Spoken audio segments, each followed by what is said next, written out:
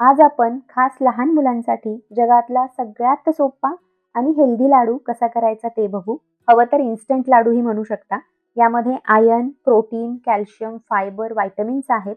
त्यामुळे हेल्दी तर आहेच, पण ज्या मुलांना बद्धकोष्ठतेचा म्हणजे पोट साफ व्हायला त्रास होतो, त्यांचा तो त्रासही कमी होतो. तर यासाठी गरमागरम चपाती घ्यायची. चपातीचे असे लहान-लहान तुकडे करायचे. चपाती जर गरम नसेल म्हणजे आधीच केलेली असेल तरीही चालेल. यामध्ये 2 ते 3 चमचे तूप घालायचं आणि 2 ते 3 मोठे चमचे गूळ. तूप, गूळ आणि चपाती छान एकजीव करून घ्यायचं. व्यवस्थित मिसळून घ्या.